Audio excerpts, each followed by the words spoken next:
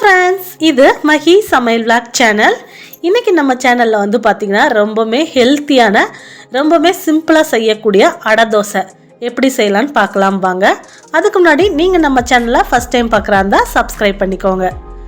அடை தோசைக்கு மாவுக்கு வந்து பாத்தீங்கன்னா 1 டம்ளர் அரிசிக்கு 3/4 டம்ளர் அளவுக்கு பருப்பு எடுத்துக்கோங்க.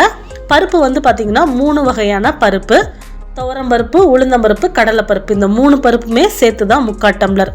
அரிசி 1 டம்ளர் அரிசினா 3/4 டம்ளர் பருப்பு. அரிசி வந்து 4 மணி நேரம் ஊறணும், பருப்பு வந்து ஒரு 2 மணி நேரம் ஊறினாலே போதும். அரிசி பருப்பு எல்லாத்தையும் நல்லா ஊற வச்சு ரெண்டுமே ஒன்றா சேர்த்து மிக்ஸ் பண்ணிவிட்டு கழுவி கிரைண்டரில் போட்டு நம்ம அரைக்க ஆரம்பிச்சிடலாம். அரிசி பருப்பு ஒன்றா தான் போட்டு அரைக்கணும். மாவு வந்து அரைச்சி எடுக்கும் போது ரவை பதத்துக்கு வந்து அரைச்சி எடுத்துக்கலாம்.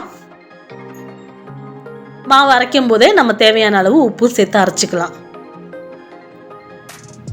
மாவு அரைகிற கேப்பில் வந்து பார்த்திங்கன்னா இந்த பக்கம் கடாயில் வெங்காயம் வதக்க ஸ்டார்ட் பண்ணிடலாம்.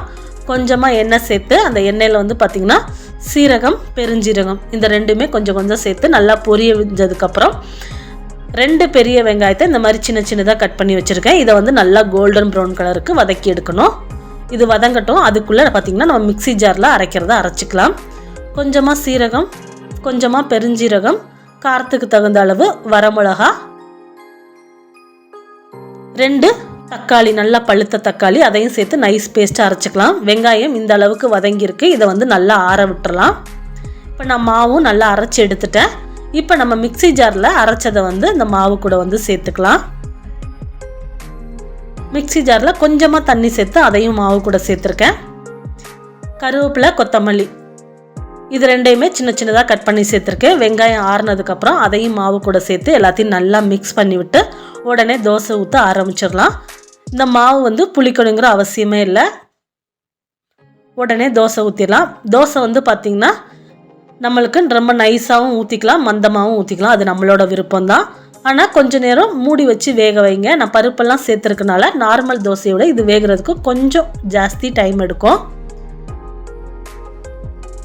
வேக வச்சு எடுத்தால் அடை தோசை வந்து ரொம்பவுமே சூப்பராக ரெடி ஆயிரும். இந்த வீடியோ உங்களுக்கு பிடிச்சிருந்தா லைக் பண்ணிக்கோங்க. இதே மாதிரி நீங்களும் உங்கள் வீட்டில் செஞ்சு பார்த்துட்டு எப்படி இருக்கு அப்படின்னு சொல்லி கமெண்ட் பண்ணுங்கள். நெக்ஸ்ட் வந்து ஒரு சூப்பரான வீடியோவில் மீட் பண்ணலாம். நம்ம மஹி சமையல் vlog சேனலை சப்ஸ்கிரைப் பண்ணுங்கள். இது வரைக்கும் சப்ஸ்கிரைப் பண்ணி சப்போர்ட் பண்ணவங்களுக்கும் தேங்க்யூ. இனிமேலும் சப்ஸ்கிரைப் பண்ணி சப்போர்ட் பண்ண போகிறவங்களுக்கும் ரொம்ப ரொம்ப தேங்க்யூ. இந்த வீடியோவை ஃபுல்லாக பார்த்ததுக்கு தேங்க்யூ. நெக்ஸ்ட் ஒரு சூப்பரான வீடியோவில் மீட் பண்ணலாம். பாய்.